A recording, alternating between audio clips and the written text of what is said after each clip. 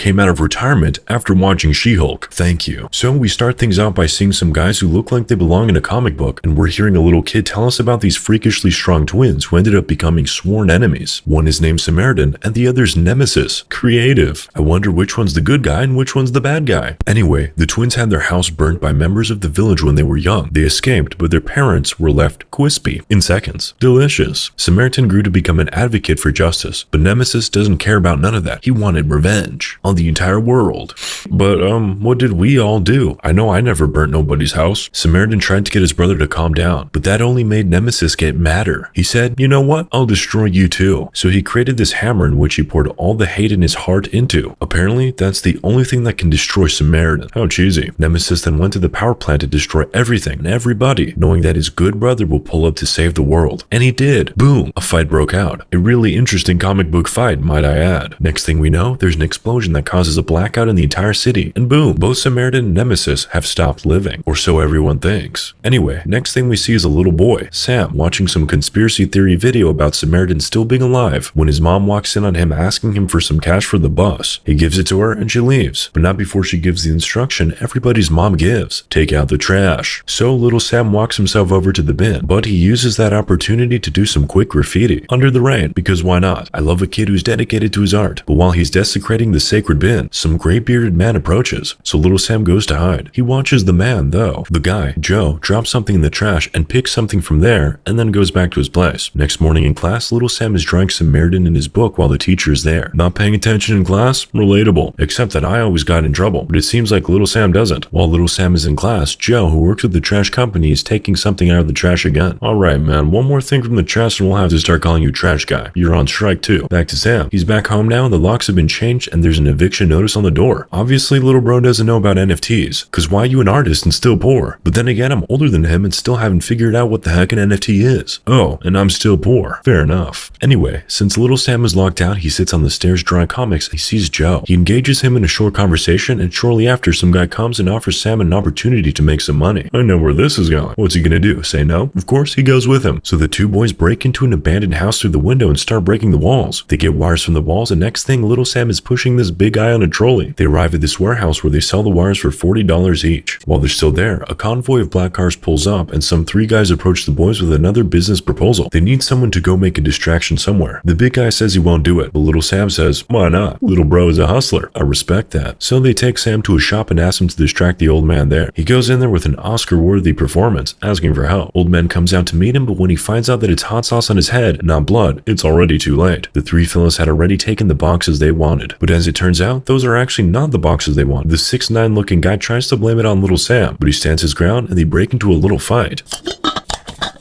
It's broken up by a guy named Cyrus who now likes Sam because he's not a rat. Cyrus finds little Sam's comic drawings on the floor and figures the little boy likes Samaritan. But he, on the other hand, is a Nemesis stan. To him and his people, Nemesis was a god. So he's now trying to convert Sam into the Nemesis religion. Next thing, Cyrus gives him money for what he did today and what he will do in the future. Little man's is too young to be selling his soul. Crazy stuff. Then again, I've been grinding ever since I was 8 years old. Anyway, after a good day of hustling, little Sam heads home and gives his mom money for the rent. You just know you won't hear the last of this if Sam turns out to be a rapper. Of course, he lies to his mom about how he got the money, but mothers always know when something's up, so she asks him where he got it. Then little Sam claps back. Why didn't you ask me before you took it? Whoa, watch your mouth, little man. The question penetrated his mother's heart, and not in the fun way. Meanwhile, Cyrus and his guys get a delivery of some crazy explosives and are now unboxing. The next day, little Sam is walking down the street and the 6'9" looking guy starts chasing him, asking for the money Sam cost him. While he's running, Sam gets nearly hit by a bus that Joe is in. He escapes the bus but doesn't escape the guys. They catch up with him and are landing punches when Joe pulls up and literally just flings the two guys away like Rambo. Oh wait, he is Rambo. He deals with them and saves our boy. But 6'9" attempted one last attack with a knife, but Joe just bent the knife with his bare hands. Seeing that, little Sam starts believing that Joe is Samaritan. Immediately, he starts doing his research to connect the dots. Anyway, Cyrus and his boys and girl are now on their way to an operation. They're dressed like cops and they use the explosives, and boy, is that a mad thing. But they're not here for money. They literally put the money aside. They're here for Nemesis's hammer. Cyrus uses the hammer and Joe can feel it right in his bedroom.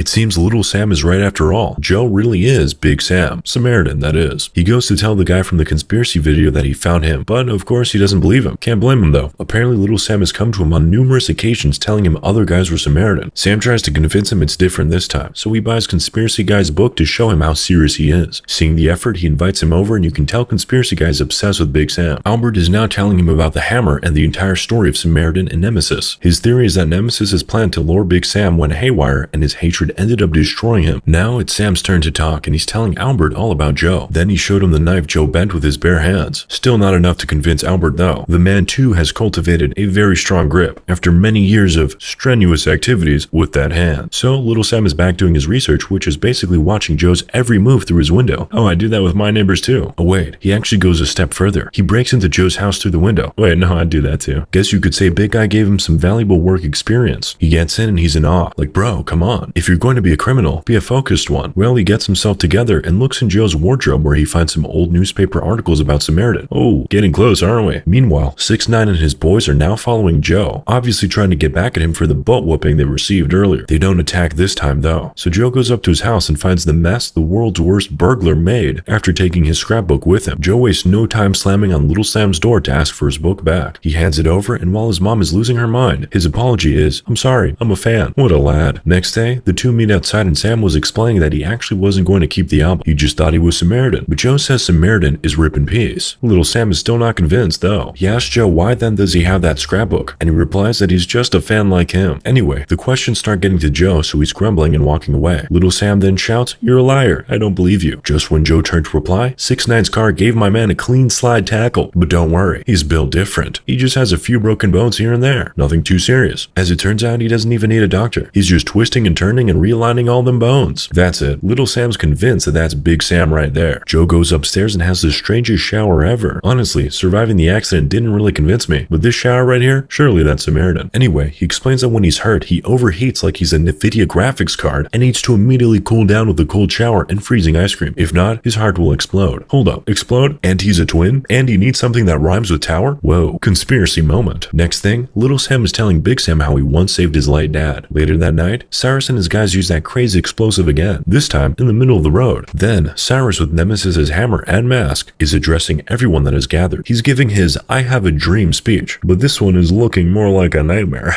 Oh, kill me. But it works. By the time he's done, the crowd is wearing masks and simping for Nemesis. He's officially an influencer. Relatable, I think. However, there's one guy who's recording on a phone that looks like it was made in the 80s. Also, he's the only one recording. What century was this movie made again? Because if something like that happens right now, everyone wants to have it on their story for sure. Anyway, the next day little Sam is following Joe, but he's caught pretty easily. Joe lets him come along though. They head to some kind of pawn shop, and Sam ends up disappointed that Big Sam doesn't use his powers to finish off a guy who rudely bumped into him. Kid has no chill. He forgave that guy, but not the door. The door experiences full wrath. Reminds me of my dad punching holes in the walls after having angry juice. After that, Joe starts telling little Sam about how strong he once was, and you know, giving him stories from the past. He does that till dusk. Then when they get home, little Sam is telling Big Sam that sometimes he gets scared and the first thing on his mind is to run. I can definitely relate. Good thing the Samaritan is on our side. He says it's the smart thing to do. Street fights are for fools. At this point, the two have become friends, and Joe offers to repair Sam's broken watch. At that point in time, they call it a night. Get it? Many mornings after, Joe is watching the news and eating cereal when the newscaster mentions that a guy has been claiming to be Nemesis and is the cause of recent riots. You could tell that they really got to him with the way he cracked his cereal bowl, literally like an egg. Then he goes out and Sam is all smiles and asking him to teach him how to fight. Dude needs to learn how to read the room. Anyway, Joe agrees to teach him up on the roof, and oh, little man actually got some moves. Apparently, his dad taught him how to fight, but when he died, he was no longer able to fight. But training quickly goes wrong when little Sam punches Big Sam in the belly. He now needs ice for his fist. While his fist isn't ice, he asks Joe the big question: what happened between you and Nemesis? That quickly ruins things, and Joe sends him home. Next thing, Cyrus and his crew pull up on Sam and it's time to pay what he owes. They take him to the warehouse, and the lady is whitewashing Cyrus and warning Sam not to disappoint them. After that, Cyrus takes him out to resume duty, which is to whistle when he sees a cop. But little man's can't even whistle. While he's trying and failing horribly, two cops pull up in a cop car and Cyrus hands something over to them. But Sam's job isn't over. He's still on lookout duty. But does Sam do his job? Definitely not. He sneaks into the warehouse to watch what the gang is about to do to a cop who didn't agree to look the other way when they asked him to. But they didn't even have to do anything. They just threatened him with fire, and he promised to leave and never come back. But just like you have seen in many Hollywood movies before, Cyrus clapped him when he was running away. Always give people hope, Cyrus says. Hey, they copied this from Black Panther. Seeing that, little Sam is terrified and shook. Why wouldn't he be? Anyway, Anyway, as he's leaving, he sees 6ix9ine and his crew beating up Big Guy, who's crying for help. He intervenes with a few punches of the guys and tells Big Guy to run, but he was beaten unconscious for his good Samaritan efforts. 6ix9ine and crew then push him in a trolley to his house and run away when they notice Joe staring from his window. Joe then takes Sam to the hospital. More interestingly, 6ix9ine, who was shocked that Joe, aka Big Samaritan, is still alive after that vehicular slide tackle the other day. He runs to the warehouse to express his shock to the crew in a lot of words. 6ix9ine being a chatterbox? Absolutely no surprises there. Of course, the guys don't believe that Big Sam is still out there, but Cyrus asks to meet him. So 5 of them pull up at his hood in disguises, and once they see him, they start following him. They finally stop him, and they try to start a fight. The Samaritan is a good sport, so he warns them first. But of course, they don't listen. They never do. He claps 4 of them easily and throws one into traffic. Oh, now you all pull out your phones. Great. Anyway, a little girl who watched it all go down is now asking Samaritan some questions. But while he's talking to her, the last one of the crew came and threw that crazy explosive. Fortunately, Big Sam recognized it quickly and saved himself and the little girl, using a car as a shield. Hopefully insurance pays for that. He quickly flees the scene as the cops are pulling up, and now he's home packing his bags to skip town. He's all over the news now and he doesn't like all that clout. He's just like me, for real. Only difference is I don't have clout. But while he's packing up, little Sam knocks at the door. He's now telling Joe about what Cyrus is planning with the power station. The little boy is trying to get Joe to help, but he says he can't. For the second time, Sam is disappointed. He tells him, "You're just as bad as everyone else," and he walks away. He didn't even turn back when Joe called out to him. Over at Cyrus's warehouse, they're watching the news too, and the whole Samaritan is back thing is really pissing Cyrus off. So he takes the hammer and smashes the TV while screaming, "Hammer time!" Next thing, they pull up in their convoy to the Samaritan's house to take him out. He's not home, but they don't care. They spray the entire house with bullets from their revolvers. And while they're doing that, Cyrus sights Sam and his mom from the window and asks his crew to go get them. Sam and his mom run up to the roof where the gang traps them. They tear their mother away from her son and take Sam away, but not before little bro landed a punch on 6ix9ine's face. Pog. While he's being taken away, little Sam is still confident that Big Sam will come for him. Meanwhile, Big Sam is at the bus station ready to skip town and return to being just Joe. But Sam's watch, which he repaired, remember, beeps, and that was the come to Jesus moment for Samaritan. He leaves the station and went straight to little Sam's house where he meets the boy's mom, who told him everything. That was it. Big Sam goes to get his truck and is driving straight to Cyrus with fire in his eyes. Many men are shooting at him from all directions, but my man is 50 Cent up in here. He's taking the bullets and clapping these guys left and right. Cyrus finally comes out and Big Sam says he's just there for the kid. He tells him to let Sam go and they could battle it out as men, but Cyrus insists he wants the kid to watch his hero fall. Big mistake. It doesn't start out well though. Big Sam takes 3 whacks of the hammer to the head, but when the 4th one was about to land, he holds the hammer and we find out that Big Sam is actually not Samaritan. He's Nemesis. I'm gonna be real with you guys, I did not see that one coming. So this means he actually killed his own brother the same way Scar clapped Mufasa. Disney moment. But I thought you guys were all rooting for Nemesis. Why do you still want to kill him? Humans are confusing, you know. But the thing is, now that Nemesis is with his weapon, he's a different animal. Anyway, Cyrus is absolutely losing his mind right now, just like me. He takes little Sam and chains him to a pole somewhere. That's a bit sussy. After he does that, he asks for the city to be wiped to dark. So a Nemesis wannabe wants to take on the real Nemesis?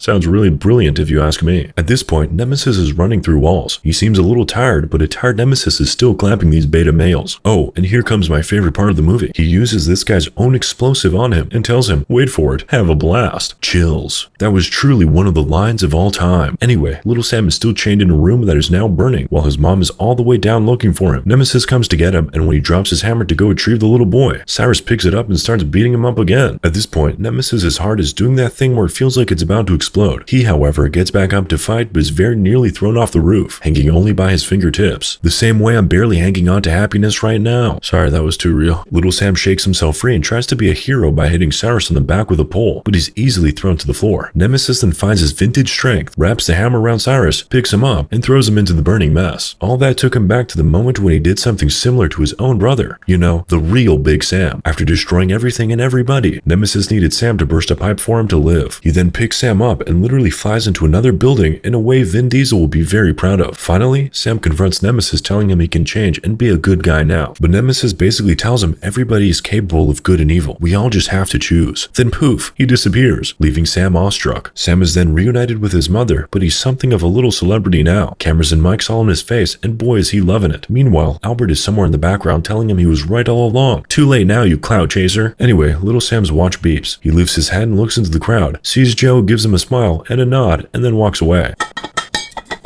Moral of the story? Hammer time. Also guys, we're almost at 1 million subs. It's almost the end of the year.